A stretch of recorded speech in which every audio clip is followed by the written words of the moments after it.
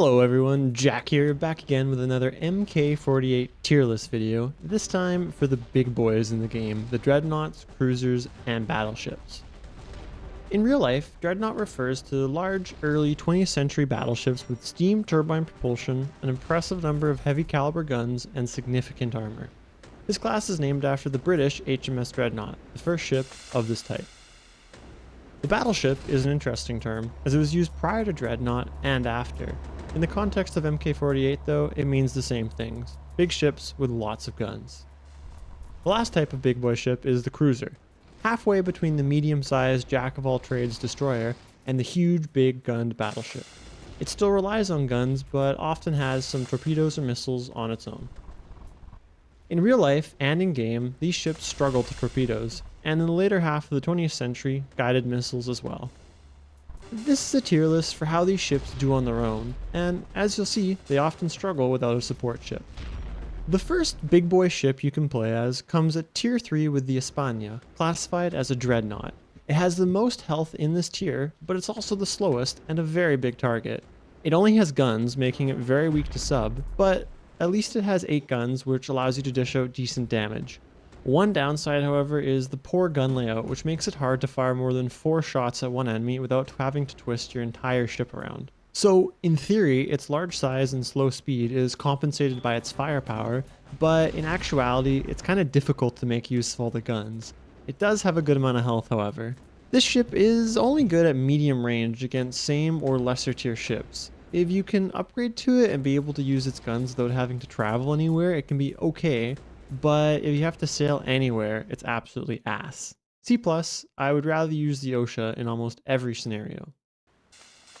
Next up is the Dreadnought at level 4, which in real life was so good it created its own category of ships named after it. In game, however, it's decent. It has 10 shots and a significantly better gun layout than the España, along with a slight increase to mobility. It's much easier to land all your shots and sink enemies, and traveling and turning is at least serviceable, unlike the España. You also have 4 torpedoes, 2 from each side. They're pretty ass, but at least you can scare away same and lower tier subs. You can take on any ship of the same or lower tier pretty easily as long as they're within range of your guns. A good missile cruiser player, however, can exploit the range and whittle you down a bit. On the flip side, if you come against a squishy higher tier ship like a Visby or Freedom, you can nuke them pretty quick if you get some broadside hits. The biggest downside for this bad boy though is still the mobility and how huge of a target you are. If a higher tier ship has you in your sights, you'll probably die. At least in the smaller ships, you can maybe escape with speed or stealth. In the right situation, which is near oil rigs and with lots of lower tier enemies to fire at, and no good sub players nearby, this ship is alright. B+. Just because it has good health and actually really good DPS for its tier. Next up, level 5, the Leander. This is classified as a cruiser. It's not a bad ship. It has a great gun layout, half in the front, half in the back, with a very serviceable gun turning radius. You can fire off your guns, twist broadside a bit, fire off your back guns, and by then your front guns are ready to go again. Just like the Dreadnought, it has an impressive amount of firepower for its tier. However, its guns are limited to medium-ish range. But another positive for the Leander is that it has 8 torpedoes. This is sweet because you can spam them to fill up a choke point and mess with enemies. You can also handle subs in this decently well, which makes sense, as it's a cruiser, not a Dreadnought like the prior ships.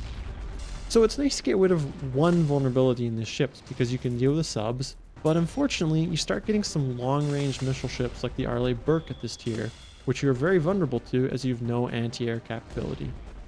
Like the Dreadnought, if you get a squishy higher tier ship within range of your guns, you can eat them up pretty quick.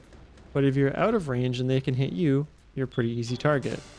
The situation may be a bit better than prior ships if you have a top speed of 32 knots, which is pretty good.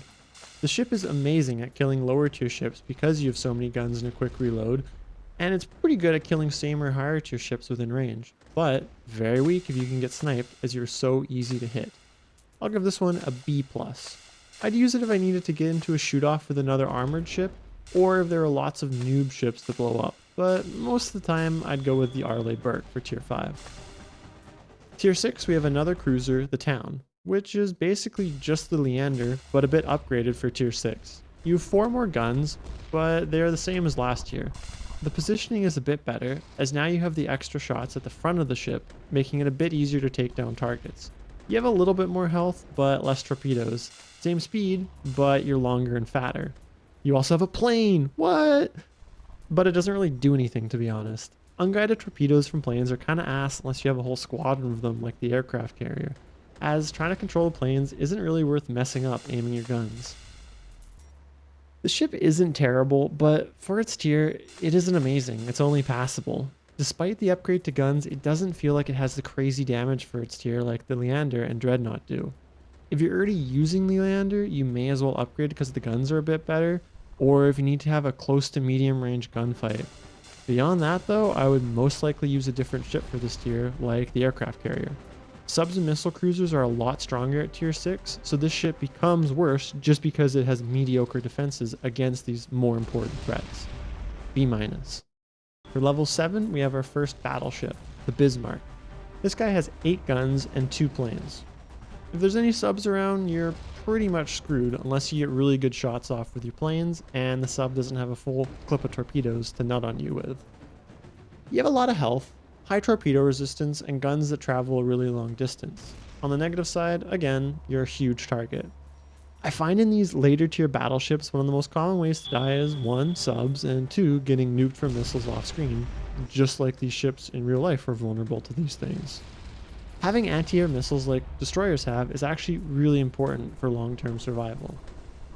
Against anything lower tier, they mostly just don't have the firepower to kill you, so you can blow them up pretty easily. However, if there's a swarm of them, they can chip away at you, and 30 knots isn't really enough to escape them. Assuming you're in range of a single target and not getting flanked, the ship is good. You can often blow them up pretty easily and tank whatever damage they're trying to dish out on you. If you have enough time to heal up before the next target, you can rinse and repeat. But the downside of these ships is getting caught with your pants down, facing the wrong way or at low health. You just don't have the mobility to escape or put an island in between you. Because the missiles present on ships of this tier and lower don't deal too much damage to you because you have such a tanky amount of hit points, I'll give it a B-. If you can avoid long range engagements, it's really good, but it's starting to become a pretty situational ship and it can be very helpless. The first tier 8 ship we'll talk about is the Kirov, which is another cruiser. It's the first of the options for the big boys at tier 8.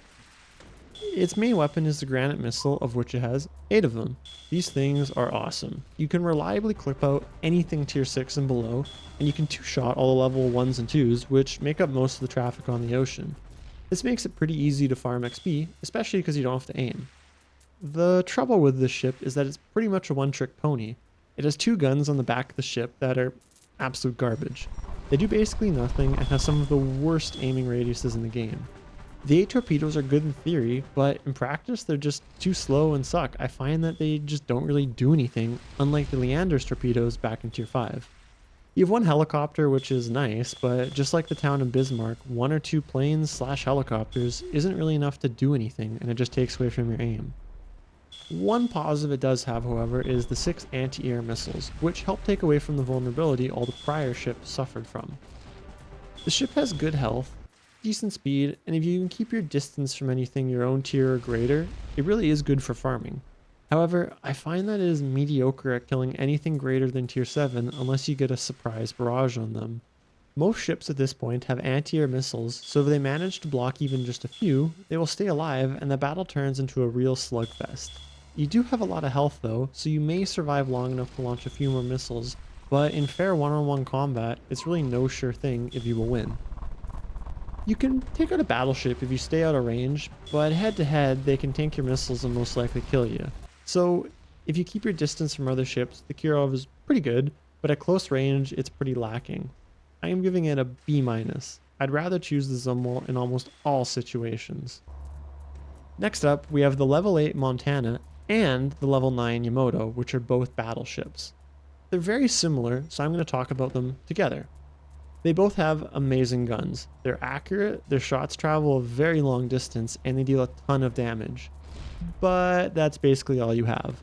The 4 zeros on the Yamato and the 2 Kingfishers on the Montana you can launch are okay, but the damage they can deal against like tier ships is very minimal, and pretty much every other ship has anti-aircraft missiles that can easily shoot them down.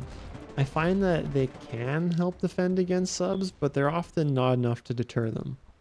Your biggest weakness, however, is missiles. You're so big and unstealthy that everyone and their grandma can see you and will just spam missiles into you. You have no way to run away, no way to maneuver, and no way to shoot them down. It's the same story. Against one or two targets within range of your guns, you can absolutely shred them, but if any conflict requires maneuverability, or if someone can outrange you, you get pooped on. And just like I was saying, if it's not missiles, it's going to be torpedoes. You're such an easy target for subs, and you can't really punish them most of the time. They can just sit behind you and launch torpedoes at their leisure while your planes struggle to hit them. And looking at the footage in this ship, it just struggles. Against noobs, it's great. You can pick them off from afar, whoopee. But if you notice in the majority of the clips, I just die very rapidly to a barrage of missiles or torpedoes, mostly the enemies I can't even see. You could argue that if you stay in shallow waters, you can defend against subs better, but then that just makes the ship very one-dimensional. Just because of how prevalent missiles become at these high tiers and how poorly these ships handle them, I've got to give them C minuses. Just because I think the most important thing for a ship is how it handles its own tier of ship, not how well it farms noobs. I would only choose these ships if you can upgrade to them, lay out a bunch of damage on some ships close by, and then immediately upgrade past them. And finally, level 10, the Iowa Battleship. At medium range, this ship is a monster. Your guns are insane, well placed, accurate, deadly. Your missiles are great to spam and kill smaller ships or whittle down bigger ones. But at longer distance, you're helpless. Sure, you can send out your 3 helicopters, but they're just going to get shot down. Your guns and missiles can't reach more than 650 meters, but you know what can reach more than that? Missiles. Just like the Yamato and the Montana, a good missile ship player can just shoot you from afar and stay out of range. You'll be sailing around with low HP, forever trying to chase the guy down or run away. If you try to use islands to hide from them, you can get into the issue of how big you are. It's hard not to hit things in tight quarters, and good players can peek out, unload on you, and duck away before you can do much, especially if there are multiple enemies working together.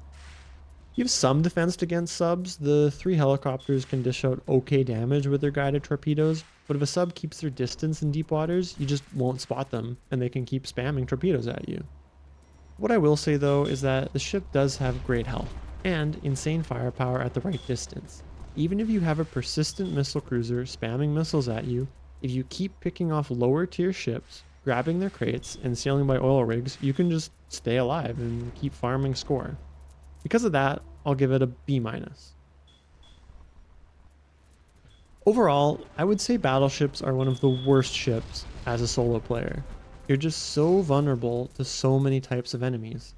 Destroyers are the opposite to a battleship, and I think they're the best for a solo player, and that makes sense. They're just a jack of all trades. They can handle a sub, they can shoot down missiles, and respond with their own. Sometimes they have torpedoes as well, and they often have okay guns. In the case of the Zumwalt, they have amazing guns.